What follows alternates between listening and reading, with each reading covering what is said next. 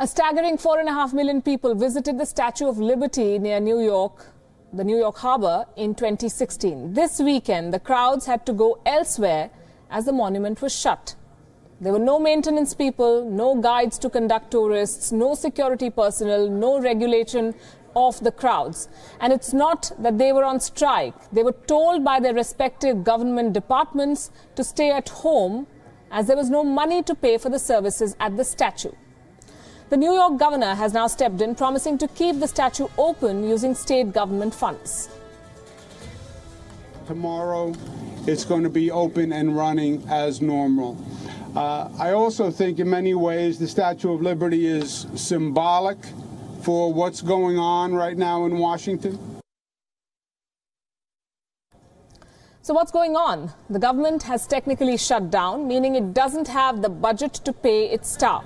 800,000 people have been sent on leave. It's hard to believe that the U.S. federal government, which presides over a GDP of nearly $20 trillion, cannot pay its employees.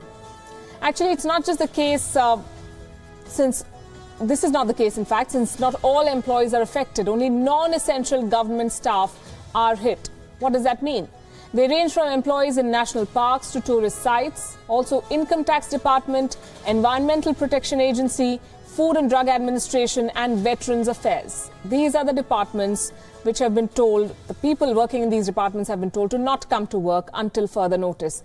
Now, this does not include the police, the armed forces, the postal services, the border patrol, immigration and customs. They have been deemed essential services. They're critical to national security and therefore remain unaffected. Their salaries will be paid. Only those familiar with the peculiarities of the American political system would understand why all of this is happening. The United States is in the middle of a shutdown since the Trump administration and Congress are deadlocked over the 2018 budget. Who is to blame is the question. Predictably, the Democrats blame the Republicans since they control both the Senate and the House of Representatives. But the Republicans blame the Democrats for not giving them the 60 votes they need to clear the budget bill. There's also disagreement over the Deferred Action for Childhood Arrivals, or DACA as it's called.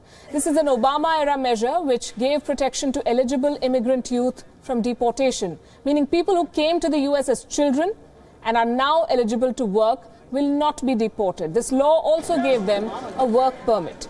But under Donald Trump, no new DACA arrivals are being considered and they're under threat of deportation. And that is the point of contention between the Democrats and the Republicans.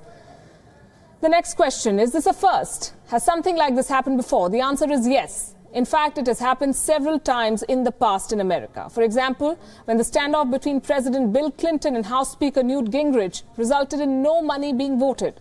So from December 16, 1995 to 6 January 1996, the U.S. government remained shut, the longest period ever. Incidentally, the U.S. government has shut down 18 times since 1976, lasting from 1 day to 21 days. How long will this one last? It depends on how soon the two sides can reach an agreement. We can tell you that efforts are on. One of the things we learned from the last shutdown was that as time goes on, positions harden. It is absolutely our goal to make sure that there are discussions today with opportunities for compromise yet tonight. And so that is absolutely critical that we not continue this, number one, on behalf of the country, but I think also resolution gets more difficult the longer we wait. The key issue appears to be immigration. President Donald Trump wants drastic changes to the current immigration law, which he believes is broken and cannot be fixed. He wants to move to a points-based, merit-based immigration system where America gets the foreign talent necessary for its economy. It ties in with his campaign rhetoric when he lashed out at foreign workers taking American jobs. The Republican Party says that by focusing on immigration, the Democrats are doing a disservice to other sectors that have been hit by the government shutdown. Filibuster of health care for 9 million children, a filibuster of the tools and training that our warfighters need to keep us safe, a filibuster of funding for the federal government itself for hundreds of millions of Americans, all over a tangential issue related to illegal immigration that does not even ripen until March. For the stalemate to end, much will depend on how the public views it. A Washington Post poll last week showed that 48% of the people blaming Trump and the Republicans. If that trend continues, the Republicans may give up and come around. Given that they control both the Senate and the House of Representatives, it's difficult to sell the argument that the Democrats are to blame for the shutdown. The Republicans may end up being seen as unreasonable for not doing enough to reach out to the Democrats.